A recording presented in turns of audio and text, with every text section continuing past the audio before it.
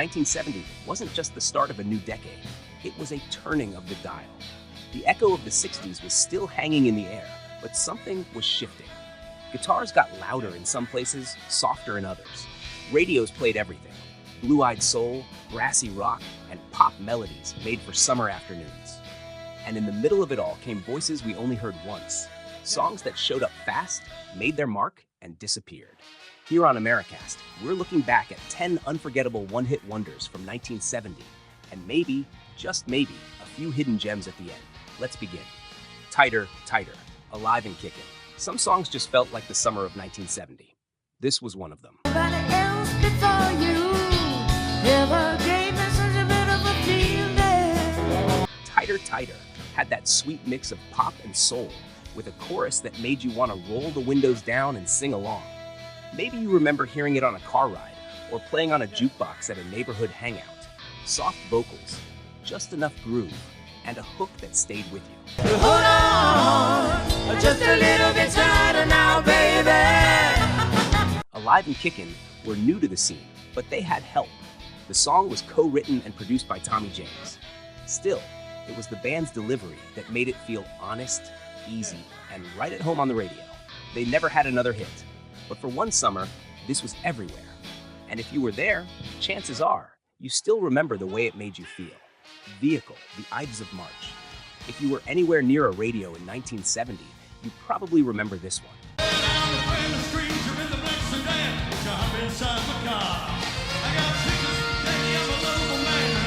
Horns, grit, and a whole lot of attitude. Vehicle came charging in with a brassy groove and a raspy vocal from Jim Peterek that sounded like it meant business. It was fast, bold, and had that punchy mix of rock and soul that made you stop whatever you were doing and listen.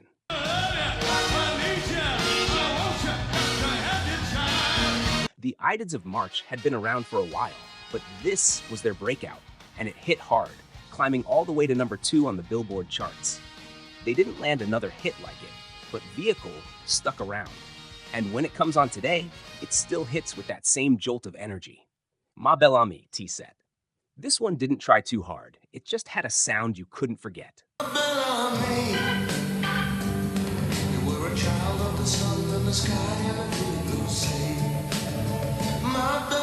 Ma Belle Amie brought Dutch band T-Set onto American radio with a soft melody, a French-tinted chorus, and a vocal that felt like a smile. It was light, melodic, and a little different, and that's exactly why it worked.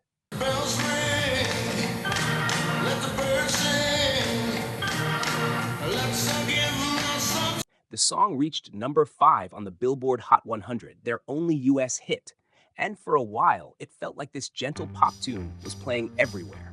T-Set kept making music back home, but for American listeners, this was the moment. One song, one season, and a memory that still lingers when it comes on. Little Green Bag, George Baker selection. Ever hear a song that felt like it walked into the room wearing sunglasses? That was this one.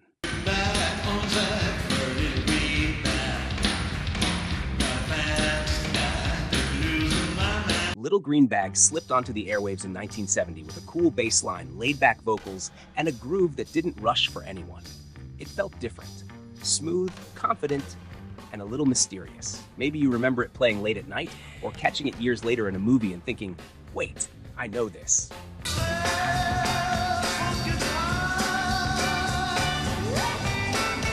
It reached number 21 on the Billboard charts, and for this Dutch band, it was their one big US hit. They faded out, but this track never really did. Love Grows, Where My Rosemary Goes, Edison Lighthouse. Could a song this cheerful really take over the airwaves?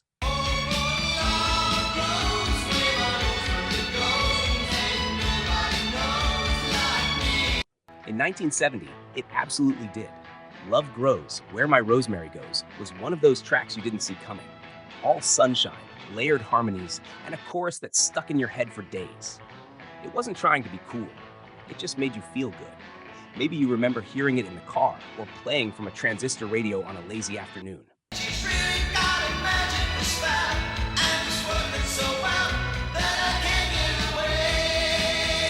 It reached number 5 in the US and topped the charts in the UK, turning a studio group with a borrowed voice into a surprise hit. Edison Lighthouse never had another big one, but this song, it's still floating around in movie scenes, retro playlists, and maybe even your memory right now. Lay a Little Lovin' on Me, Robin McNamara. This one felt easy, like summer on the radio.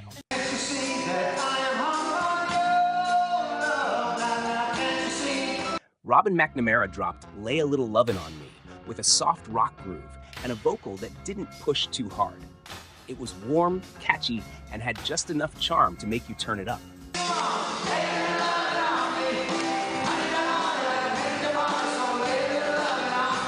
Maybe you remember hearing it at a backyard get-together or playing in the background on a slow afternoon. It climbed to number 11 on the Billboard charts. Not quite a blockbuster, but more than enough to make its mark. McNamara never landed another big hit, but this one still floats through retro playlists like a little slice of sunshine. Simple, sweet, and easy to remember. Mississippi Queen.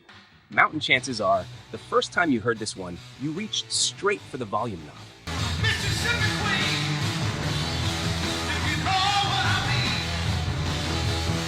mean. Mississippi Queen. Mississippi Queen blasted out of the speakers with a heavy guitar riff, pounding drums, and a vocal that didn't hold anything back.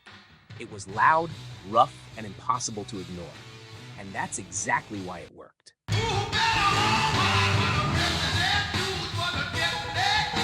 The track hit number 21 on the Billboard Hot 100 and quickly became a fixture on rock radio.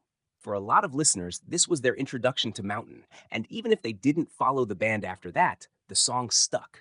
It still shows up today, rattling playlists and movie soundtracks. One riff, one line, and a whole lot of power packed into 3.5 minutes. Patches. Clarence Carter. This one didn't just play, it told a story. I was born and raised down in Alabama on a farm way back up in the woods. I was so ragged that folks used to call me Patches. Patches followed the voice of a young boy forced to grow up too fast after his father passed. No big vocal runs, no dramatics. Just Clarence Carter's steady delivery and a story that hit people hard. Papa called me to his dying bed, put his hands on my shoulders, and in tears he said... It climbed to number 4 on the Billboard Hot 100 and later won a Grammy. But for most listeners, it wasn't about the charts. It was about the truth in the lyrics and how quietly it made you feel something. Carter recorded plenty more, but this was the one that stuck, the kind of song that still makes people stop and really listen. The Rapper, the Jaggers. This one had a groove and a warning.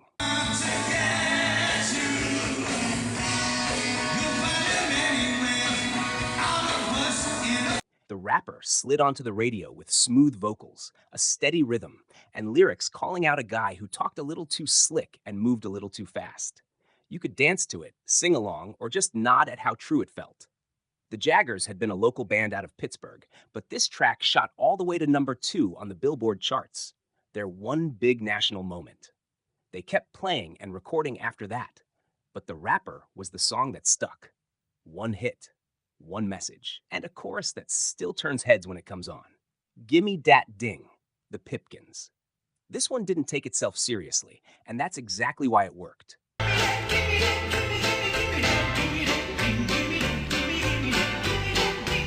Gimme Dat Ding hit the airwaves in 1970 with a bouncing piano line, a cartoonish gravel voice, and a rhythm that practically danced by itself.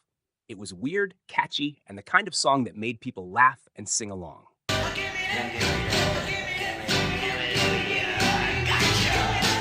It climbed to number 9 on the Billboard Hot 100, not bad for a duo of session musicians just having fun. The Pipkins never followed it up with another hit, but this one left a mark. Even now when it comes on, it still gets a grin. Just one of those oddball tracks that somehow found the perfect moment. My Baby Loves Lovin', White Plains. This one was pure feel-good pop, bright, bouncy, and hard to forget.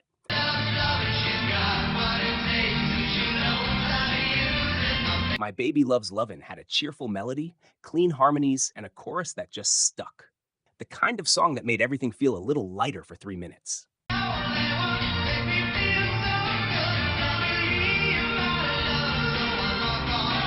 It hit number 13 on the Billboard charts and climbed even higher in the UK, giving White Plains their one big US moment.